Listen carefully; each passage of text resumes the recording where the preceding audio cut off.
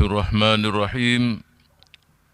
Assalamualaikum warahmatullahi wabarakatuh.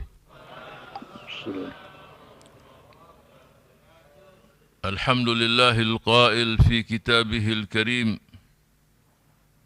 A'udzu billahi as-sami'il 'alim minasy syaithanir rajim. Wa ma arsalnaka illa rahmatan lil 'alamin.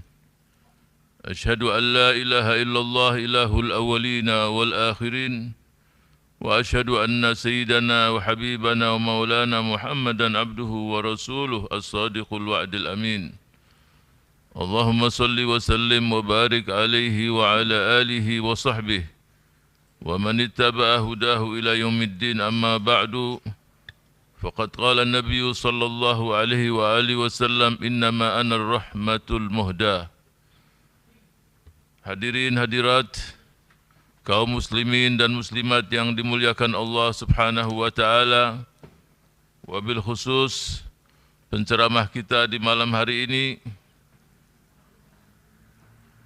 Yang pertama tadi kita mendapatkan siraman rohani dengan ayat-ayat suci Al-Qur'an yang dibacakan dengan suara merdu, dan kita selalu dalam kenangan yang banyak sekali saudara-saudara kita dari Sumatera Utara, dari Medan, pimpinan Al-Wasliyah, Dr. Haji Masyhuril Khamis, Masya Allah, jadi namanya pun sangat masyhur, Ketua Umum Jam'iyah Al-Wasliyah, jazakumullahu khairan katsiran. Kemudian juga dari Kiai Haji Suyuti Thaha, via Zoom tadi sudah kita dengarkan tausiahnya, pengasuh pondok pesantren Mansyaul Huda dari Banyuwangi, jazakumullahu khairan katsira. Juga tadi penceramah kita yang terakhir Kiai Haji Abdullah Jaidi, jazakumullahu khair, Ketua MUI Pusat. Dan juga yang hadir di acara offline ini pimpinan-pimpinan ormas yang banyak, yang saya tidak sebutkan satu persatu, jazakumullahu khairan katsiran. Juga yang hadir di depan kita, Presiden Partai Keadilan Sejahtera, Sekjen Partai Keadilan Sejahtera, juga Bendahara, Badan Pembinaan Umat, semua hadir, dan juga yang via Zoom yang saya dengar tadi, sudah mendekati 40.000 yang ikut. Itu yang 40.000 lewat YouTube 40.000, belum yang lain-lain. Ya. Mudah-mudahan kehadiran kita semua di sini maupun via Zoom Allah mencatat sebagai amal kebaikan kita, dan kita bermalam pulang kita kembali ke rumah masing-masing, dan yang berada dalam rumah masing-masing kecintaan kita, mahabbah kita kepada baginda Rasul sallallahu alaihi wasallam semakin meningkat. Saya ingin jelaskan di sini, kalaupun setiap hari kita menjelaskan bagaimana Nabi Agung kita, baginda Rasul sallallahu alaihi wasallam dalam sejarah kehidupannya tidak akan habis-habis, tidak akan selesai, selalu muncul yang baru. Contoh di sini saya akan memberikan beberapa contoh saja.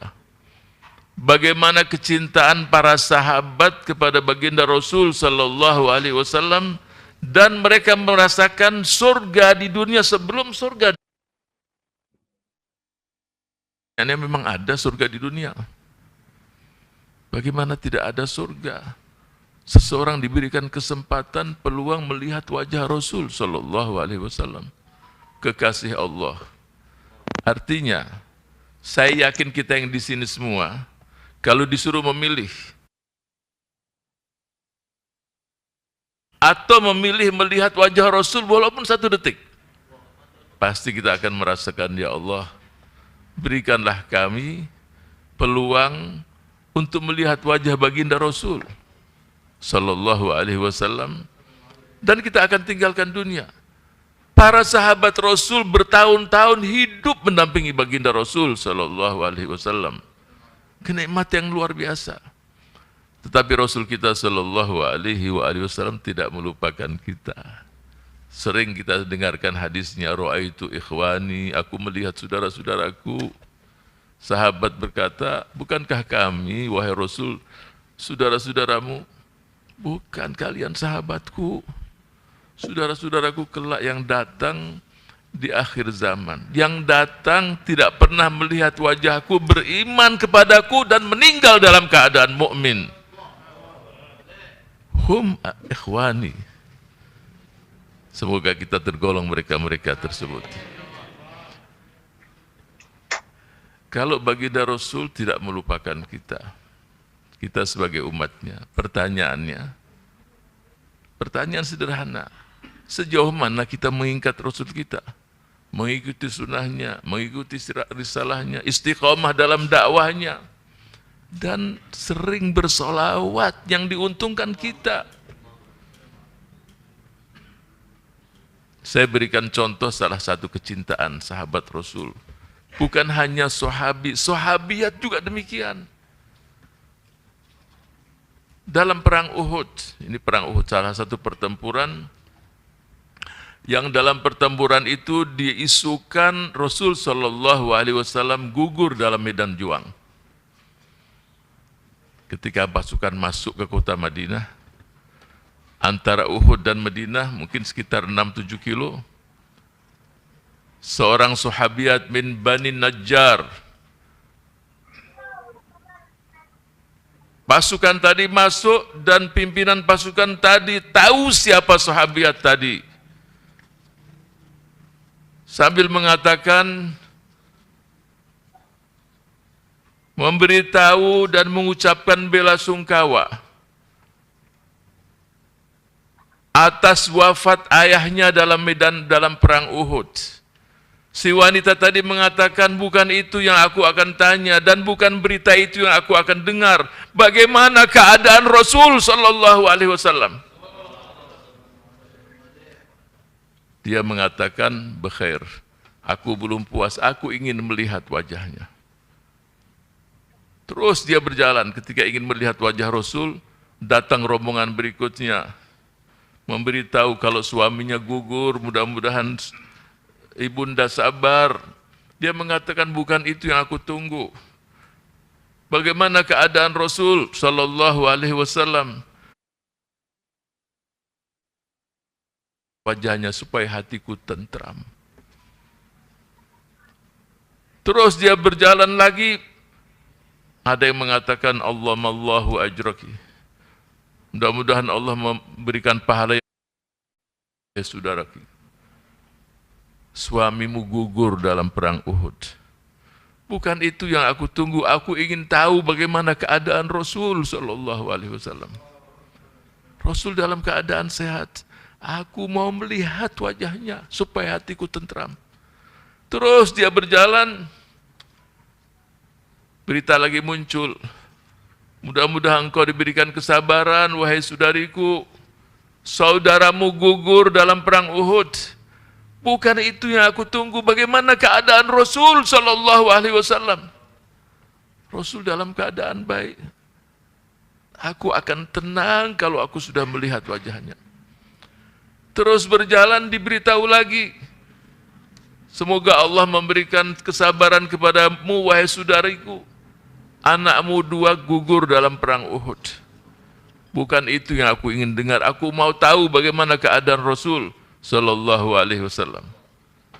Sampailah sahabiat min Bani Najjar tadi melihat wajah Rasul Sallallahu Alaihi Wasallam. Apa dia katakan? Innal musibata ba'daka hayyinun. Innal musibata ba'daka jalalun. Kalaupun ada cobaan, yang penting engkau selamat, engkau datang dalam keadaan sehat, semuanya ringan. Coba. Pertanyaan kita sekarang kepada diri kita semua, apakah mahabbah tadi ada pada diri kita? Ada pada anak-anak kita? Ada pada saudara-saudara kita? Semoga kecintaan tadi terwujud. Kita dapatkan itu semua dalam diri kita semua. Mungkin sebagian mengatakan itu mungkin salah satu. Banyak yang begini ini. Contoh ketika Rasulullah Sallallahu Alaihi Wasallam juga dalam perang Uhud, dalam pertempuran yang sangat dahsyat. Ketika salah seorang sahabiat terkenal dengan Ummu Imarah. Ummu Imarah itu namanya Nasibah binti Ka'ab. Sahabiat minal Khazrat minal Ansariyah. Ketika lihat pasukan musuh itu dalam jumlah besar mendatangi Rasul, langsung artinya dia hadapi pasukan yang banyak yang sudah menuju Rasulullah Sallallahu Alaihi Wasallam, dihadapi oleh Ummi Imarah, sehingga lengan kanannya pun putus atau hampir putus lah, sehingga anaknya datang mau menolong. Biarkan, yang kamu perhatikan Rasul bukan diriku, wahai anakku. Jadi anaknya suruh perhatikan Rasulullah. Sehingga Ummi Imarah pun dalam kondisi yang seperti orang dipotong-potong demikian, ya sambil ditebas, kemudian masih juga bertahan. Rasulullah memandang kepadanya, engkau tidak akan sanggup, wahai Ummi Imarah. 3 kali, tidak wahai Rasul, aku akan terus mempertahankan, aku sanggup wahai Rasul. As'aluka murafaqataka fil jannah. Yang aku inginkan, aku mendampingimu di sorga, wahai Rasul. Jadi bukan hanya pria, sahabiat pun mempertahankan agar Rasul juga selamat. Sa'd bin Rabi' yang Rasul mempersaudarakan dengan Abdurrahman bin Auf. Jadi kelompok Ansor itu dia yang pimpin. Di tubuhnya kurang lebih ada tusukan tombak panah, itu ada sekitar 70. Tidak ada satu titik pun kecuali di situ ada tusukan di tubuhnya. Dalam keadaan sakratul maut, Sa'd bin Rabi' tidak membuat wasiat, hartanya, istrinya, anaknya tidak. Wahai kaumku, wahai Ansar, la udra lakum indallah in mata rasul wa fikum ainun tatruf. Wahai saudara-saudaraku Ansar, wahai pasukanku, kalian tidak punya alasan di hadapan Allah kelak. Kalau sampai terjadi sesuatu pada Rasul dan masih ada nyawa di hati, masih ada mata yang bisa berkedip, pertahankan. Itu dalam sakratul maut. Yang dipikirkan dalam sakratul maut bagaimana supaya Rasul aman dan selamat. Sallallahu alaihi wasallam. Kecintaannya melebihi dirinya, melebihi anaknya, melebihi saudaranya, melebihi istrinya, melebihi dunia dan seisinya. Itulah sahabat-sahabat Rasul. Sebelum perang Uhud ada salah satu kufar, dia membuat lubang di sekitar gunung Uhud. Memang direncanakan perang di situ. Kita tahu bagaimana pertempuran itu terjadi. Dalam beberapa tulisan sejarah disebutkan ketika Rasul mundur mendekati gunung Uhud, di sekitar lubang itu Rasul juga terperosok. Sallallahu alaihi wasallam. Jadi Rasul Sallallahu Alaihi Wasallam dalam 19 peperangan, ada yang mengatakan 25 sampai 27, 29 pertempuran, tidak ada yang dibunuh kecuali satu saja, Ubay bin Khalaf. Artinya Rasul memang perang dan perang, tapi dia bukan pembantai. Dia masih mengharapkan agar mereka-mereka yang bertempur dari kaum musyrikin itu insaf dan beriman dan memeluk risalahnya Sallallahu Alaihi Wasallam. Dengan pakaian khudah. Khudah itu seperti kalau sekarang helm tapi dari baja. Jadi pakaian perang yang ditutup di kepala, sampai di samping kanan ini juga tertutup, dan di depan itu terkunci juga.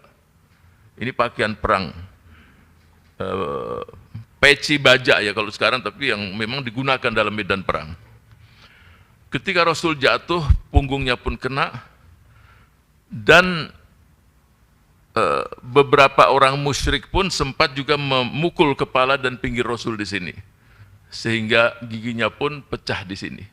Darah pun sudah mulai keluar. Sayyidina Abu Bakar Siddiq dan sahabat pasti membela Rasul, tapi membuat, dan beberapa yang di mulut ini juga menutup mulutnya itu ada yang masuk juga kena giginya. Beberapa sahabat juga membuka dengan lembut, darah pun juga semakin keluar. Sehingga disitulah isu mengatakan bahwa Rasul Shallallahu Alaihi Wasallam wafat dalam perang Uhud. Jadi isunya itu bukan antum bayangkan terus gigi yang copot saja, tapi memang pukulan tadi kena dan di sini kena. Akhirnya terbukalah pakaian peci topi bajanya itu terbuka di bagian mulut ini. Rasul pun mengangkat tangannya. Apa yang diangkat? Sayyidina Abu Bakar Siddiq ketika Rasul mengangkat tangan, sudah hancur ini umat ini. Sebab kalau dia doakan, dia binasa mereka semua. Tetapi apa yang terdengar dari doa Rasul sallallahu alaihi wasallam, Allahumma hdi qaumi fa innahum la ya'lamun. Allahumma hdi qaumi fa innahum la ya'lamun. Ya Allah, berikanlah hidayah kepada mereka. Mereka tidak tahu siapa aku ini sini. Mereka tidak paham apa yang aku bawa untuk kebahagiaan mereka di dunia dan di akhirat. Bukan Rasul mendoakan mereka binasa. Mereka tidak mengerti risalahku. Mereka tidak memahami apa yang aku bawa. Mereka belum mendapatkan kesadaran. Berilah kesadaran dan hidayah kepada mereka, ya Rabb. Itulah, jadi antum tahu bagaimana pertempuran di Ghazwatul Uhud itu sendiri, pertempuran yang sangat dahsyat. Dan dalam perang itulah, awal-awal pertempuran itulah, seseorang yang mengatakan dirinya atau bernama Ubay bin Khalaf. Jadi awal perang itu si Ubay ini mengatakan, Aina Muhammad, dengan kesombongannya. Lan najauta, engkau tidak akan selamat sekarang wahai Muhammad. Sahabat pun bangkit mau membantai dia. Dia bilang, pinggir. Semakin biar aku yang akan selesaikan. Nah, itulah pertempuran Ghazwatul Uhud, dan dialah yang mati di tangan Rasulullah sallallahu alaihi wasallam, dan hanya satu itu saja. Sallallahu alaihi wasallam. Saudara-saudara sekalian yang dimuliakan Allah Subhanahu wa taala. Ansor tidak pernah dilupakan oleh baginda Rasul sallallahu alaihi wasallam. Sehingga dalam sebuah hadis Rasul bersabda, kalau seseorang atau kalau manusia berjalan mengambil jalan yang sangat banyak, pilihannya banyaklah.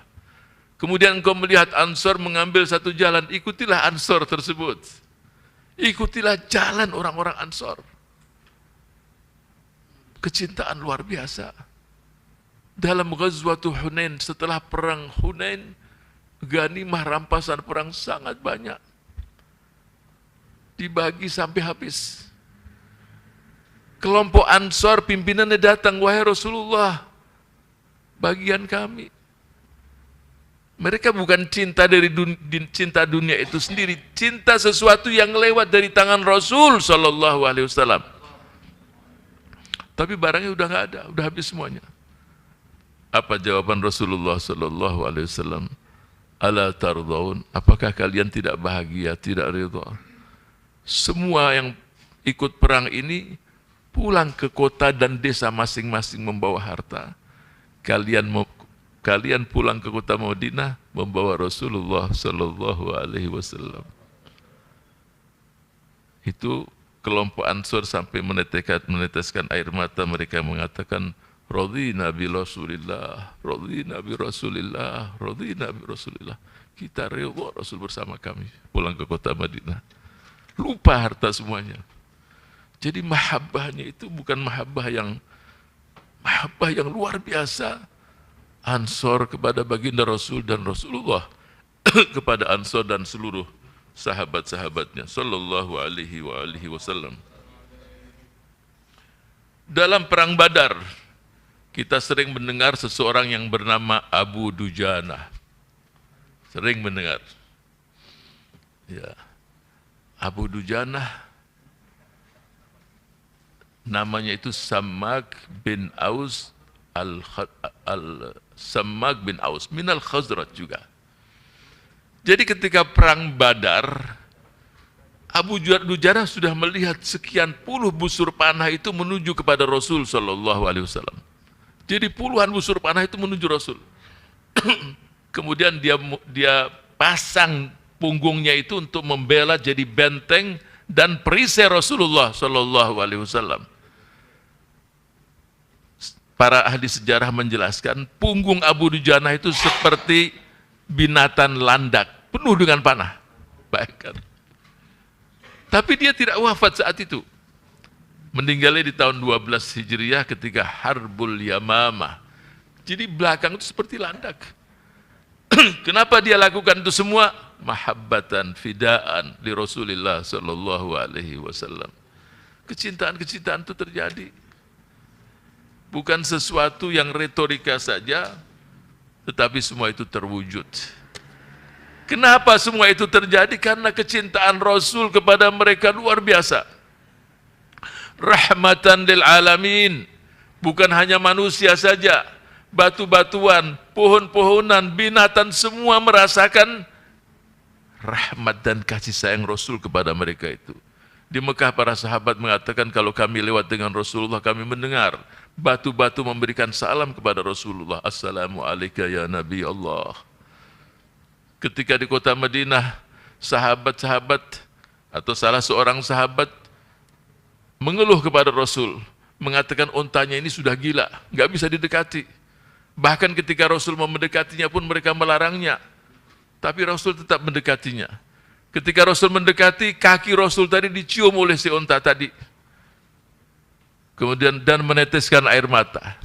Kemudian Rasulullah bertanya, siapa yang punya unta ini? Si fulan, kamu telah berbuat sesuatu yang menzolimi unta ini. Dia juga punya perasaan, punya ini, kamu menzolimi.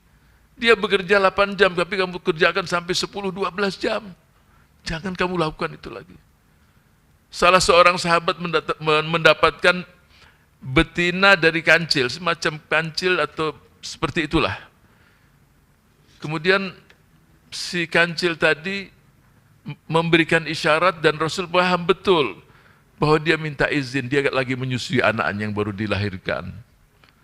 Rasul mengatakan kepada Ansor, kepada mereka yang mendapatkan binatang, izinkanlah, dia akan menyusui anaknya.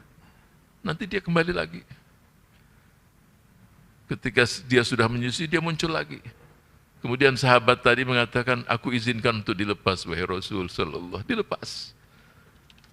Jadi, wa ma arsalnaka illa rahmatan lil alamin. Batu-batuan. Bahkan ketika Rasul datang di kota Madinah, belum ada mimbar. Batang di atas batang kurma tadi Rasul berdiri. Mungkin ketinggian 30-20 cm ke atas. Ketika sudah ada mihrab, sudah dibuatkan mimbar, bukan mihrab. Ketika sudah dibuatkan mimbar, Rasul berkhutbah di Raudhah. Ketika saat berkhutbah terdengar haninul jid, tangisan batang kurma tadi yang di Raudhah dengar. Fanazal Rasul sallallahu alaihi wasallam wa dhamma, kemudian dipeluk sambil mengatakan engkau akan menjadi salah satu pohon di surga kelak. Hilang tangisan tadi. Artinya, kalau batu-batuan, pohon-pohon, kemudian makhluk-makhluk lain selain dari manusia merasakan kesejukan baginda Rasul sallallahu alaihi wasallam. Pertanyaannya, kita sebagai umatnya yang beriman kepada risalahnya disebutkan namanya tidak memberikan salawat kepada Rasul sallallahu alaihi wasallam. Sehari hanya 2-3 kali. Ratusan pun kurang. Kalaupun 1000 kali kita bersolawat hanya 20-30 menit. Dan yang diuntungkan kita, yang bersolawat kepada Rasul sekali dibalas 10 kali, 1000 kali bersolawat dapat 10.000. Siapa yang diuntungkan? Kita yang diuntungkan. Semoga kita selalu menjadikan Rasul sebagai suri tauladan kita. Amin ya rabbal alamin. Sebelum saya tutup, saya ingatkan satu peristiwa ketika Rasul Fathu Makkah. Ketika Rasul sallallahu alaihi wasallam datang di kota Makkah, artinya Fathu Makkah itu sendiri, dia perintahkan Bilal untuk naik di atas Ka'bah untuk azan. Bilal yang tadinya hamba sahaya, yang dihina, yang diletakkan batu yang sangat panas di dadanya di padang pasir yang saat itu musim panas. Sehingga Bilal ditanya oleh sahabat-sahabat, "Wahai Bilal, kok kamu kuat menahan panas di dadamu di musim panas dan di padang pasir yang sangat panas?" Apa kata Bilal?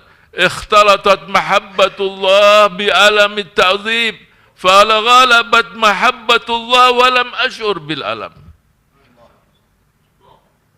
Kecintaanku kepada Allah menyatu dengan sakitnya siksaan. Yang dominan itu adalah cintaku pada Allah dan aku tidak merasakan lagi rasa sakit. Mereka yang gugur, mereka yang berperang di zaman Rasul ketika busur panah di belakangnya itu, mereka mengatakan kalau mau diambil waktu sholat, tidak ada menggunakan apapun untuk menghilangkan rasa. Ketika sholat diambil, nggak terasa. Sholat kita belum sampai pada titik semacam itu. Ya, sholat kita sekarang yang ingat, ya mudah-mudahan tidak terjadi di ruangan ini dan pendengar sekalian. Yang besar itu ingat waktu takbir dan salam.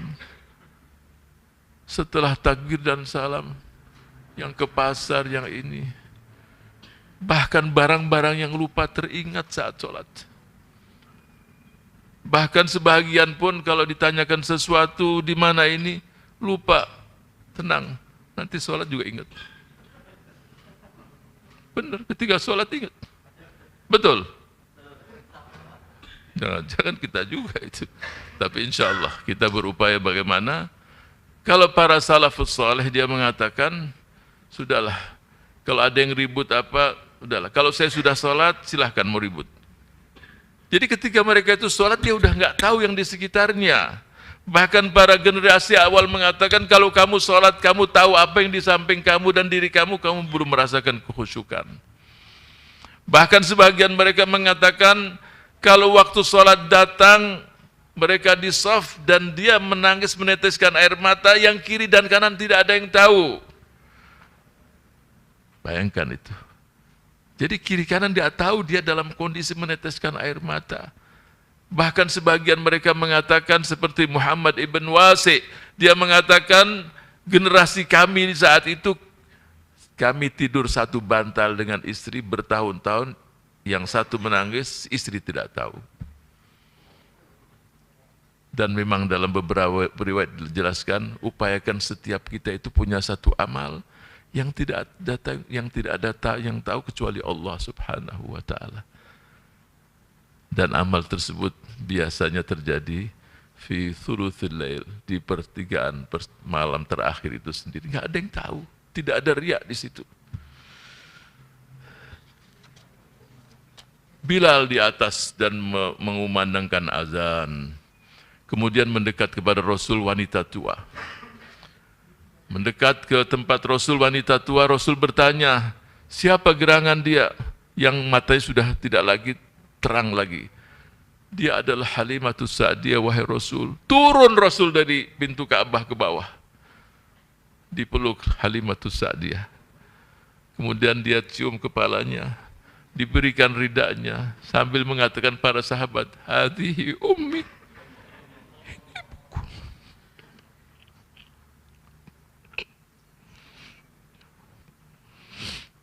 Dari tahun pertama Rasul, Halimatus Sa'diyah murdi'atu Rasulillah sallallahu alaihi wasallam. Ketika datang ke kota Mekah, kebiasaan orang-orang Badui, mereka tidak ada yang memilih Rasulullah. Yatim, tidak punya ayah, tidak dijadikan prioritas. Diambil keluarga-keluarga yang Halimatus Sa'diyah ketika pulang, ya udah diambil Rasulullah. Padahal dia saat itu dia menceritakan kondisi air susunya tidak begitu bagus. Ketika dia ambil Rasulullah dan onta yang dia gunakan pun paling terlambat akhir. Jadi nggak dapat apa-apa kecuali Rasul. Sudah diambil semuanya. Ketika dia bawa Rasulullah Langsung air susunya itu luar biasa banyaknya. Dan ontanya kembali ke desanya, dia yang paling cepat coba. Tahun pertama, kedua, ketiga, sampailah tahun keempat Rasul di situ. Dan dia melihat saudara-saudara menceritakan kalau ada yang membelah dadanya, ya, dia khawatir sehingga dikembalikanlah kepada ibunya. Murdi'atu Rasulillah sallallahu. Kemudian setelah itu Rasul meluknya, menciumnya, kemudian memberikan sorbannya kepada Halimatus Sa'diyah, dikumpulkan oleh Quraisy semuanya. Diatakan, ya Quraisy, atadhunnuna, kalian menyangka apa kepadaku? Aku akan berbuat apa kepada kalian semuanya? Jadi Rasul menanyakan. Sa'ad bin Ubadah, sebulan orang Quraisy tadi berbicara. Jadi Rasul mengatakan, kalian menyangka apa padaku untuk aku melakukan pada kalian pada hari ini? Sa'ad bin Ubadah mengatakan, al-yawmu yawmul marhamah. Ya al-yawm yawmul malhamah, artinya hari ini hari perang sudah. Sebab perbuatan orang Quraisy keterlaluan mengusir Rasul. Apa jawaban Rasulullah sallallahu alaihi wasallam? Al-yawmu yawmul marhamah. Al-yawm yawmul marhamah. Hari ini adalah hari kasih sayang. Idhabu fa antum tulaqa. Pergilah kalian, kalian selamat semuanya. Ini sesuatu yang tidak terpikir oleh mereka. Mereka pikir akan dibalas dan dikenakan sanksi. Kenyataannya Rasul sallallahu alaihi wasallam bersabda, al-yawm yawmul marhamah. Aman semuanya. Seorang wanita ketika Rasul di kota Madinah kedatangan tamu penting dari selatan yang non-muslim. Diajak oleh Rasul setelah sholat zuhur untuk makan siang di rumahnya. Wanita hamba sahaya, kulitnya hitam, menghadang Rasul di tengah jalan sambil mengatakan, wahai Rasulullah, tolong ke rumahku, majikanku ini memberikan aku beban yang di luar kemampuanku. Bayangkan, ini ada tokoh yang mau ke rumahnya. Didengarkan oleh Rasul, dan Rasul pun ke rumahnya. Mengatakan, memberikan nasihat kepada majikannya agar tidak berlaku semena-mena kepada dia. Tamunya tadi mengatakan, yang begini tidak ada kecuali akhlakul anbiya. Enggak ada yang punya akhlak semacam ini. Hamba sahaya, siapa dia? Siapa orang ini? Dan Rasul pun ikut sama dia. Si orang tadi juga ikut. Enggak ada yang memiliki akhlak semacam ini kecuali Rasulullah. Kecuali seorang Nabi dan seorang Rasul sallallahu alaihi wasallam.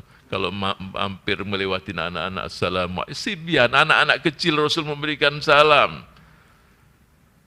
Kalau di rumahnya dia sibuk juga membantu istrinya juga. Khairukum khairukum li ahlihi wa ana khairukum li ahli. Yang paling bagus di antara paling bagus pada keluarga, dan aku adalah manusia yang paling bagus pada keluarga. Orang kalau sudah gagal di rumah, jangan diharap dia akan sukses di luar rumah. Sallallahu alaihi wasallam. Saya tidak ingin berpanjang lebar, tapi saya akan ceritakan sini sebagai penutup agar kecintaan kita kepada baginda Rasul sallallahu alaihi wasallam semakin meningkat, semakin kita cintai Rasul kita, junjungan kita, qudwah hasanah kita, baginda Rasul sallallahu alaihi wasallam. Ada 4 hal ini sebagai penutup. Yang pertama, agar mahabbah kita itu semakin meningkat dan terbukti qaulan wa fi'lan, qul in kuntum tuhibbunallaha fattabi'uni yuhibbukumullah. Ikuti Rasul. Jadi kalau banyak jalan, ada jalan Rasulullah, ya udah kita ikuti. Itu bukti kita cinta sama Rasul sallallahu alaihi wasallam. Itu yang pertama. Yang kedua adalah al-ikthar minas salawat.